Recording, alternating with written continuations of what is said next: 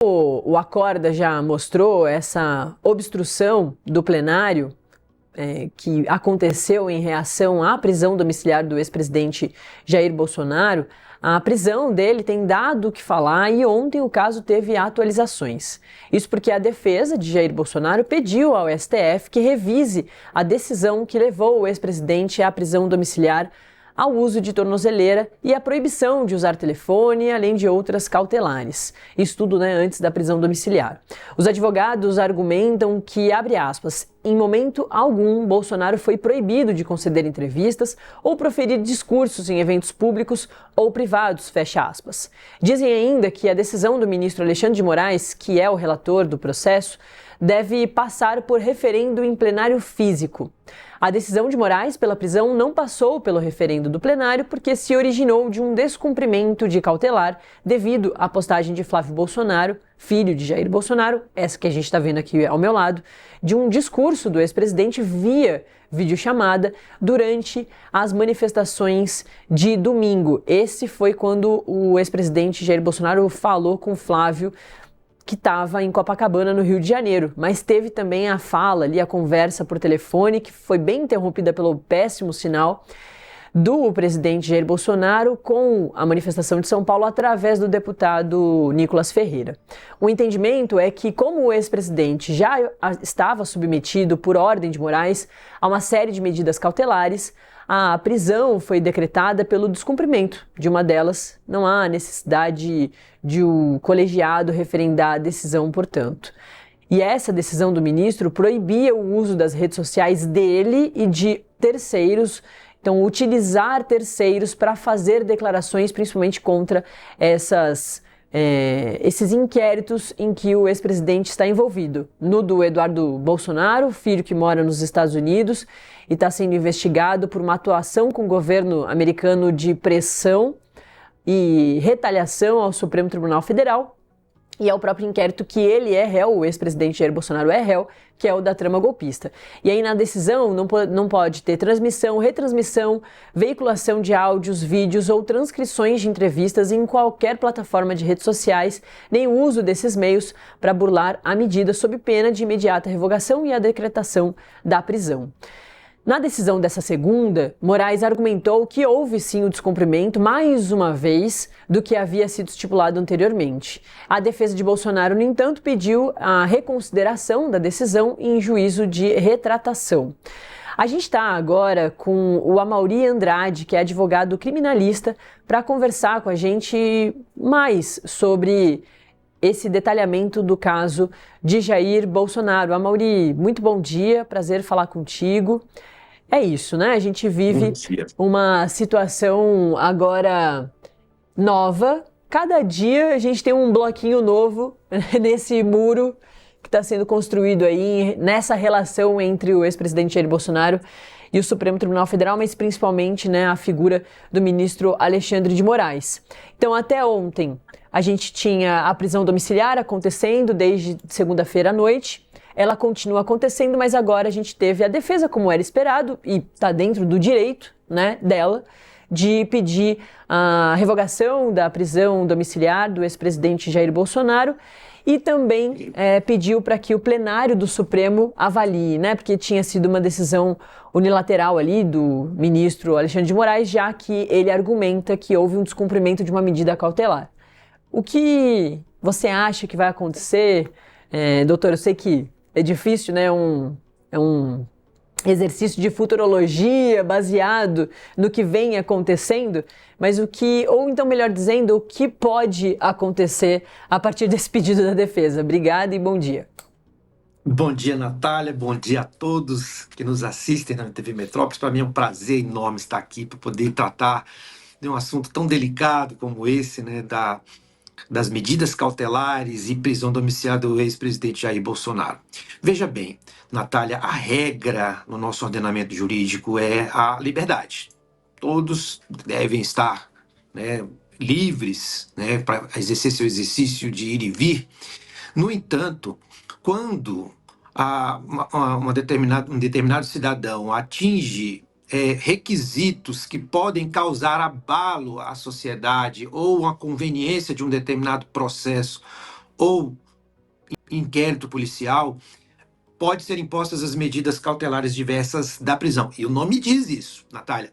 Medidas cautelares diversas da prisão. Então, tudo começa com medidas cautelares. Que medidas cautelares são essas? Medidas cautelares, algumas exemplificativas estão previstas no Código de Processo Penal, lá no artigo 319. Só que o magistrado, o juiz que vai decretar, e só pode ser decretado por um juiz, ele vai avaliar qual a medida cautelar que é mais conveniente para a situação, para assegurar a tranquilidade do processo do inquérito, ou para o investigado não fugir, ou até mesmo para que a sociedade tenha paz e tranquilidade. Então, requisitos precisam ser observados. E aí, com a decretação de uma medida cautelar. E isso pode se agravar ao longo da caminhada, vamos se dizer, como aconteceu. A medida cautelar foi inicialmente imposta, né? Existia a liberdade do ex-presidente, logo em seguida foi imposta a medida cautelar, e a medida cautelar, uma vez descumprida, isso pode ser agravado. O ministro Alexandre de Moraes entendeu, pelo fato de ele ter descumprido as medidas cautelares anteriormente impostas no último domingo, diante das manifestações, e especificamente com a utilização de redes sociais, ele agravou ainda mais a medida. Ele entendeu que, para agravar essa medida, ele deveria aplicar uma prisão domiciliar. O que o ministro poderia ter feito era, num eventual descumprimento, até mesmo porque nas decisões anteriores ele já tinha alertado, num eventual descumprimento, eu decreto a prisão preventiva. Ele não fez assim, dessa forma, não sabemos por qual motivo. Ele foi além da medida cautelar, mas com a prisão domiciliar, ao invés de decretar a prisão preventiva.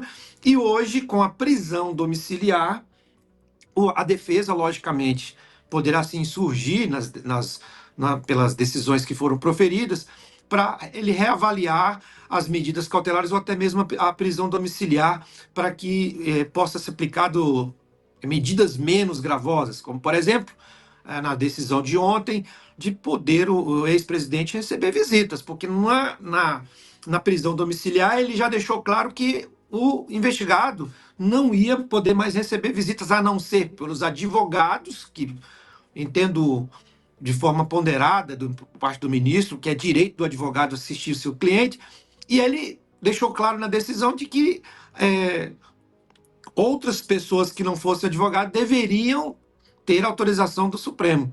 E aí a defesa assim surgiu.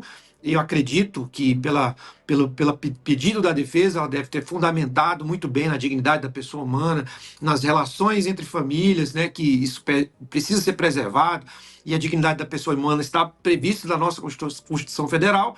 E aí o ministro reconsiderou e permitiu que familiares, como filhos, como sogro, né, nora, pudessem visitá-lo, e estendeu isso até mesmo a alguns parlamentares. Esse entendimento, né, do próprio ministro Alexandre de Moraes, acompanhando o denunciante da trama golpista, que é a Procuradoria-Geral da República, do uso desse grupo, né, que o ex-presidente Jair Bolsonaro faz parte, não só do núcleo 1 lá da trama golpista, que pode ter o julgamento acontecendo já em setembro, mas de todos os outros núcleos, enfim, de toda essa gente que, de acordo com a PGR, estava se juntando para tentar, né, romper violentamente com o Estado Democrático de Direito, utiliza desde sempre, né, para conseguir isso, as redes sociais como um instrumento. Então há uma instrumentalização das redes sociais para se comunicar, falar informações falsas, atentar contra as urnas eletrônicas, que não tem absolutamente nada provado de que elas tenham problemas, né? Então tem esse entendimento da instrumentalização das redes sociais,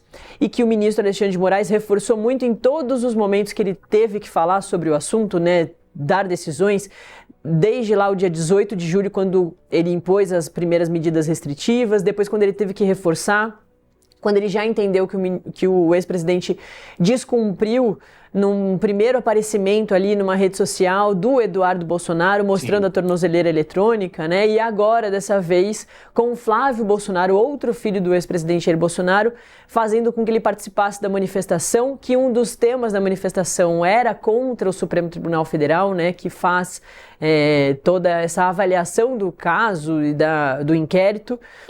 Inclusive, repetindo, pode ter o julgamento, né? Vai ter o julgamento muito provavelmente em setembro. Então, tem essa questão, e a prisão domiciliar tem um foco muito claro de não deixar, fazer com que, de todas as formas, o ex-presidente Jair Bolsonaro não acesse as suas redes sociais, né? Já que, com as medidas cautelares anteriores, ele acessou através de outras pessoas. E a partir da prisão domiciliar, o celular dele foi recolhido, está passando por uma perícia pela Polícia Federal, e então ele está ali dessa forma, portanto, isolado. E aí ele consegue receber essas visitas. O ministro Alexandre de Moraes tem liberado. Todo mundo que está pedindo ali para visitar o ex-presidente tem conseguido, né? Teve o Ciro Nogueira, que foi ministro dele, é uma personalidade ali do Centrão, e familiares também conseguiram fazer essas visitas.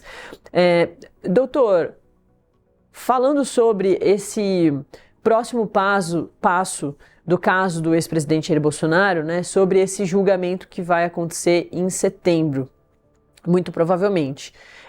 Se não acontecer nada em relação à prisão domiciliar dele, essa prisão domiciliar é por tempo indeterminado, né? Ele pode ele pode ser mantido na prisão domiciliar até o julgamento acontecer, e com o resultado do julgamento, já tem um entendimento, inclusive pela própria direita bolsonarista, de que ele será condenado. Aí pode ser que seja convertida a prisão mesmo, né, não mais preventiva, a partir da condenação do ex-presidente Jair Bolsonaro. E aí ele sairia da domiciliar e iria para alguma prisão ou militar, enfim. Então ele pode ficar na prisão domiciliar até então, ou inclusive isso pode se modificar caso ele também desrespeite, né, a prisão domiciliar.